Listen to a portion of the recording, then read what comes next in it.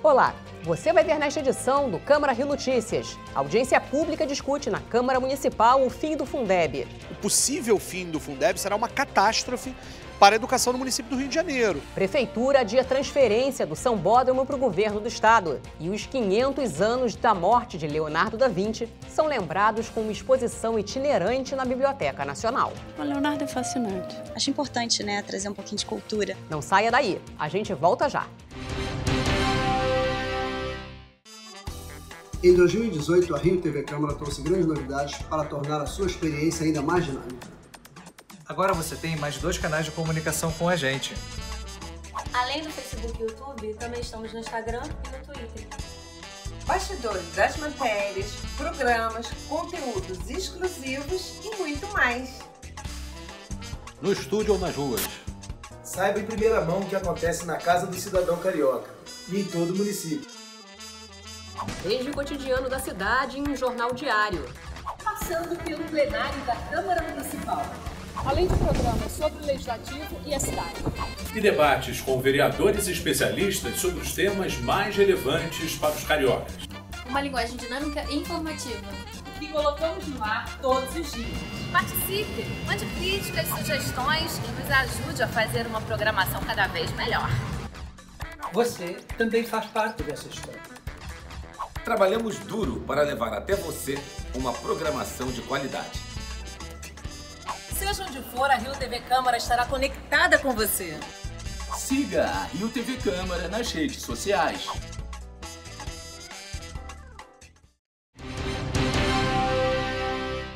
A gente começa esta edição do Câmara Rio Notícias falando do Fundeb, o Fundo de Manutenção e Desenvolvimento da Educação Básica e de Valorização dos Profissionais de Educação.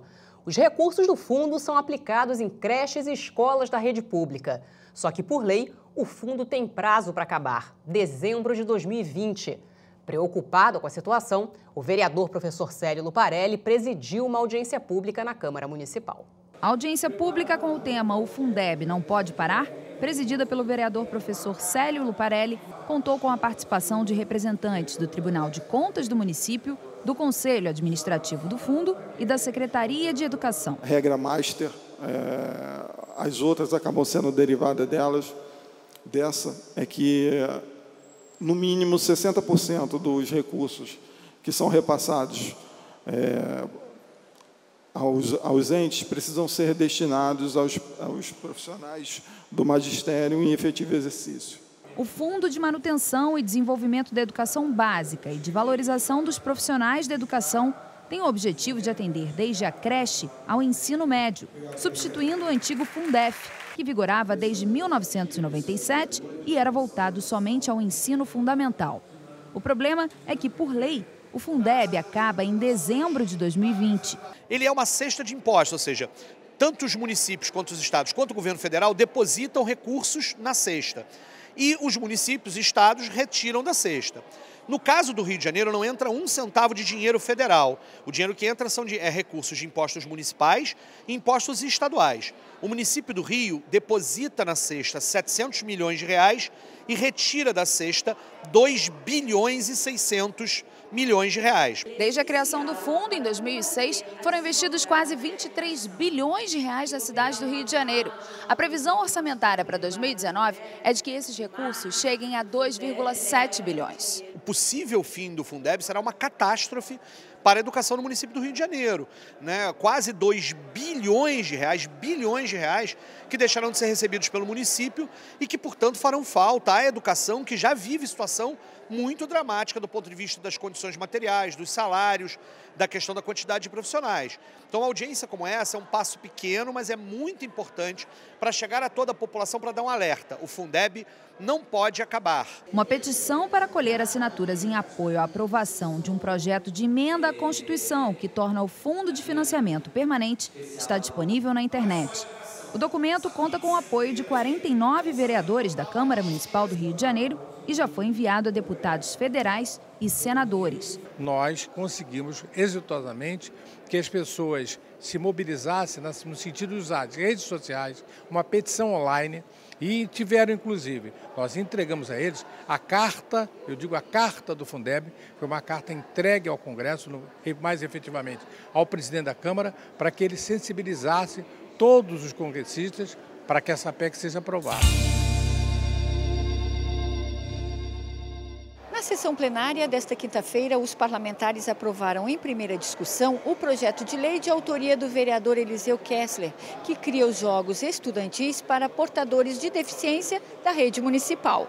Durante a sessão, o vereador Jones Moura falou sobre o projeto de lei que prevê o armamento da Guarda Municipal. Nós temos já um número que eu considero que já estamos prontos para colocar em votação. Precisa de 34 votos, é uma alteração da lei orgânica do município, mas devido aí ao cenário de algumas conversas, foi pedido que nós ainda adiássemos mais um pouquinho.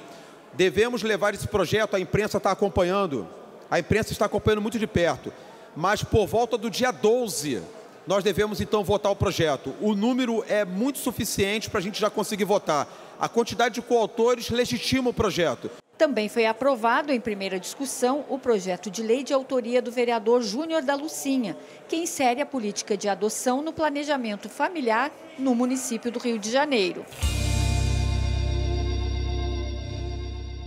Comissão de Assuntos Urbanos realiza audiência pública para discutir projeto que atualiza a legislação urbanística da cidade. Projeto de lei obriga os caminhões de coleta de lixo a emitirem alerta sonoro de aproximação. Proposta limita número de alunos por professor e sala de aula nas escolas municipais. E Câmara do Rio entrega o conjunto de medalhas Pedro Ernesto à juíza Ellen Garcia Mesquita, da 5ª Vara Empresarial, e ao diretor do Colégio Prioridade 1, professor Rafael Ramos de Souza. Um relatório do Tribunal de Contas do município revelou que, de 28 obras vistoriadas na cidade, 17 estão em estado precário de conservação. Uma das obras é o elevado Paulo de Fronten, que recebeu uma inspeção da CPI do túnel acústico da Câmara Municipal. O vereador Raymond, presidente da CPI, comentou nesta quinta-feira o resultado do relatório do TCM. Nós temos uma cidade que não oferece segurança para aqueles que transitam nela, isso é não só vergonhoso, isso é desrespeitoso, isso é um desrespeito com o cidadão carioca e com aqueles que nos visitam. O Tribunal de Contas, quando apresenta aqueles que estão precários, precaríssimos, porque precários é aqueles que ainda a gente diz, tem jeito de agir. Precaríssimos são aqueles que a qualquer momento pode cair um remendo, um emboço, um bloco, uma parte do viaduto sobre pessoas e sobre automóveis. O viaduto, por exemplo, Paulo de Fronten, que é um dos mais atingidos, nós estivemos lá fazendo diligência, apresentamos para a Prefeitura, conversamos com os secretários e absolutamente nada é feito. Nosso relatório está sendo preparado, o vereador relator da CPI está preparando, e isso que o TCM coloca hoje não nos traz, infelizmente, nenhuma novidade. A novidade é que agora a gente tem mais uma voz, além da CPI, também o Tribunal de Contas coloca essa voz na sociedade e o prefeito Crivella precisa urgentemente acordar para responder a essa demanda do povo carioca. E você vai ver no próximo bloco. Uma exposição sobre Leonardo da Vinci faz sucesso na Biblioteca Nacional.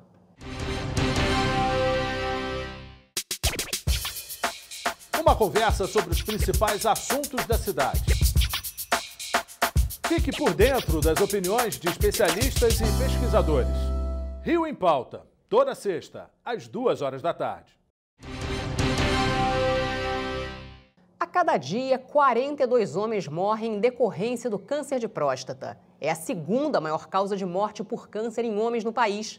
A campanha Novembro Azul tem por objetivo chamar a atenção para a importância da prevenção e do diagnóstico precoce do câncer de próstata.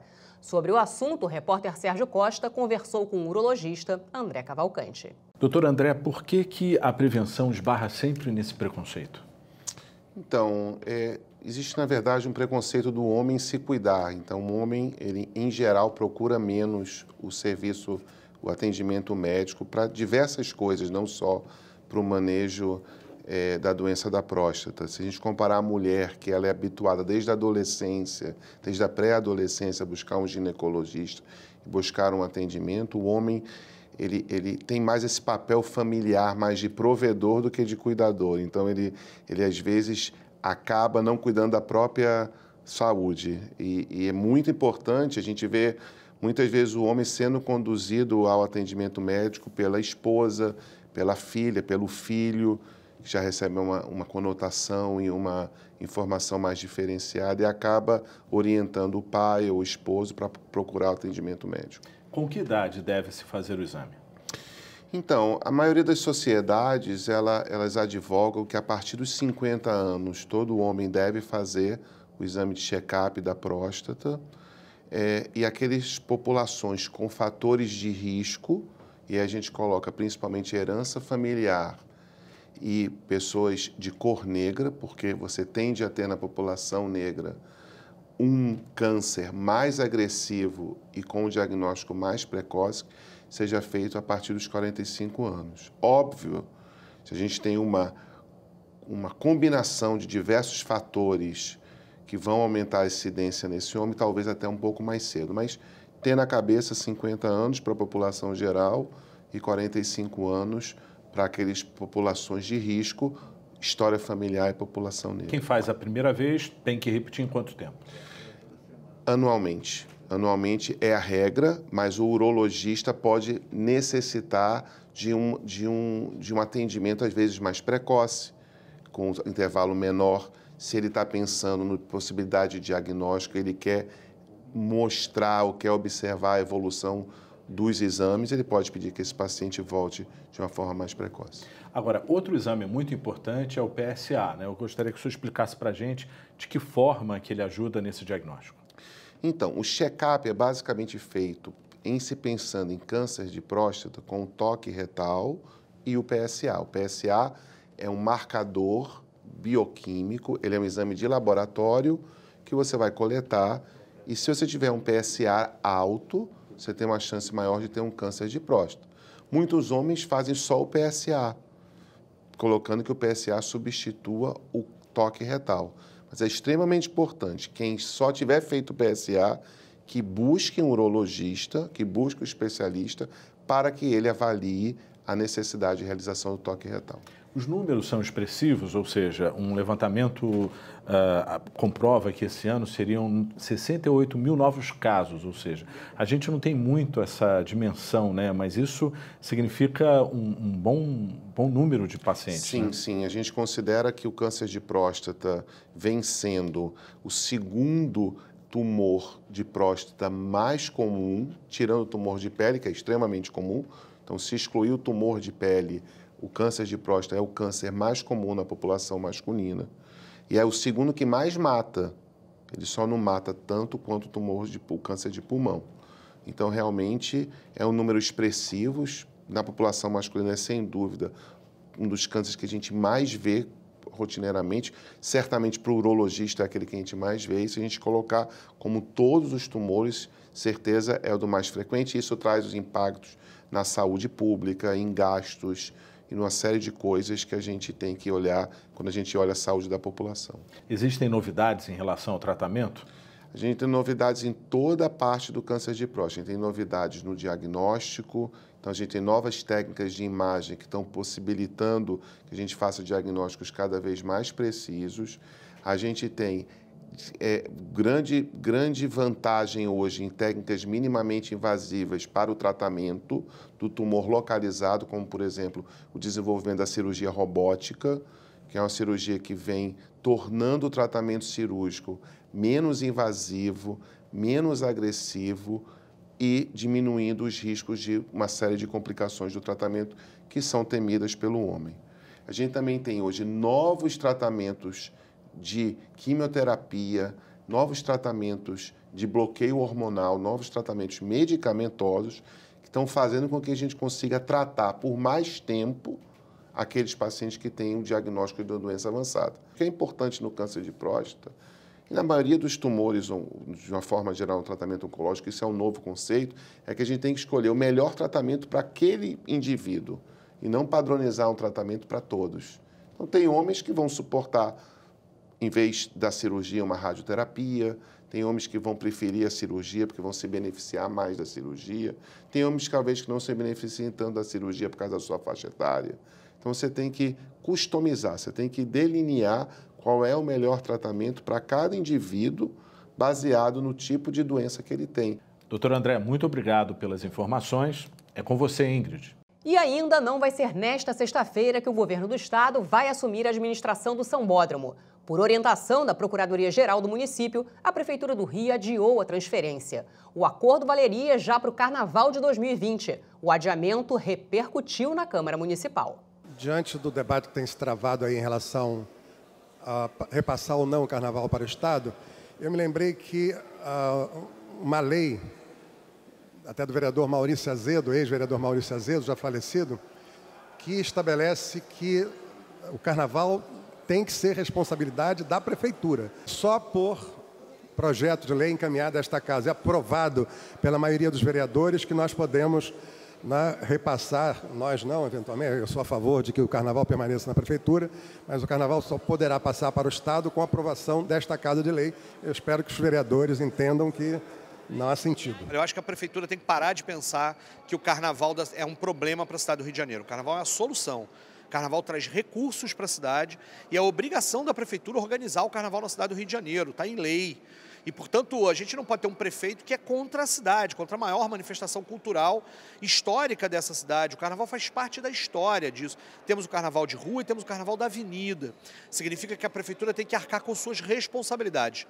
Se o Estado quer ajudar, que ótimo que o Estado quer ajudar. O Estado quer reconhecer a importância do Carnaval, reconheça a importância do Carnaval. Mas é um absurdo. E ainda mais essa coisa de forma assodada. O Crivella estava avisado que não podia repassar a administração do Sambódromo para o Estado dessa forma. E aí faz o evento, convida as pessoas, divulga com a imprensa.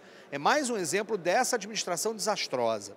Nós teremos aqui na Câmara, no dia 14 de novembro, uma audiência pública da Comissão Especial de Carnaval, onde a Rio Tour e a Casa Civil estão chamadas para falar deste e outros assuntos a respeito do Carnaval da cidade.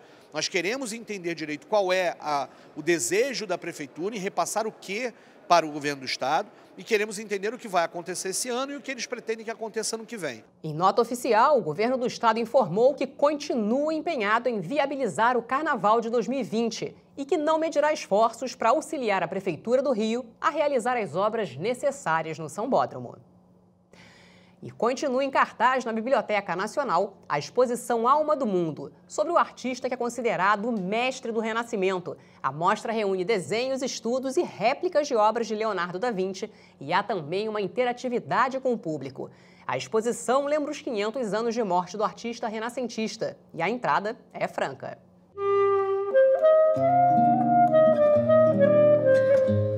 Matemático, cientista, pintor, escultor, arquiteto italiano, inventor de helicóptero. Todos esses talentos cabiam na alma do artista e influenciaram diretamente em sua obra. Leonardo da Vinci buscava a precisão e encontrava muitas vezes na matemática e na anatomia as respostas que precisava. Uma das figuras mais importantes do Renascimento, Da Vinci era um artista plural que enxergava muito além do seu tempo. A exposição foi...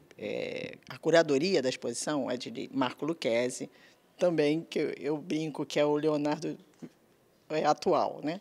E aí a Biblioteca Nacional ela não tem um acervo muito rico de Leonardo da Vinci, né? Esse acervo está na Europa, mas nós temos a obra do Luca Pacioli, que foi desenhada por da Vinci, por isso que ela tem esse destaque, a nossa joia da coroa em relação a Leonardo. A produção da exposição colocou esse backlight para poder o visitante passar um pouco por dentro da obra, porque uma obra em exposição ela fica limitada a uma página. Então, está aqui o original, de 1509, então é a nossa obra que Leonardo fez e um pouco dela por dentro. Gravuras, desenhos e livros originais do século XVII guardadas aqui na Biblioteca Nacional, que está entre as 10 maiores bibliotecas nacionais do mundo. Cheguei agora, eu estou achando uma maravilha, porque Leonardo é tão atual que você vê que ele está interagindo com todos os outros artistas que você vê aqui. E essa geometria dele é, assim, é meio um mantra, você fica, né, fascinada. O Leonardo é fascinante. Impressiona a dedicação do artista em estudar anatomia, onde foi exímio precursor para entender e dominar melhor a sua arte. Do Museu de Ciência e de Vida da Universidade Federal do Espírito Santo, vêm os fósseis plastinados, que evidenciam os estudos do artista. Destaque para o feto que Leonardo desenhou depois de tê-lo visto dentro de uma mulher. Através de princípios matemáticos, o INPE mostra na imagem um dos quadros mais famosos do artista, a Mona Lisa, que tem seu rosto modificado até virar um sapo. A exposição é interessantíssima, porque o Leonardo é um ícone do renascentismo, né, da evolução da civilização humana. Então, é muito interessante eles trazerem para cá tanta coisa, assim, é muito, muito interessante. Muito legal, bem interessante. Acho importante, né, trazer um pouquinho de cultura, né? Vídeos de explosões brilhantes de fractais trazidas pelo Instituto Fractarte de São Paulo revelam os pensamentos do artista que imaginava como seria o fim do mundo. Eu achei muito lindo, porque tem um pouquinho de cada coisa, né? E no resumo a gente vê uma pessoa que apreciava muito assim a vida, né? Uma pessoa muito curiosa, né? E a vida fazia muito sentido para ele. Eu acho que talvez por isso que ele tenha vivido tanto também, né? Ele apreciava, muito, muito bonito isso, ter essa sublimação, né? Adorei. Nessa exposição, o visitante também pode interagir com a obra do artista. E para quem não conhece o artista assim tão de pertinho, lá vai uma curiosidade sobre Da Vinci. Além de canhoto, ele gostava de fazer seus manuscritos assim, de trás para frente. Também sou canhoto, agora que escrevia de trás para frente, isso para mim foi novidade. Tá? Agora, como é que faz, né, nesse caso, para ler a obra do artista? Não sei, só com espelhinho, né?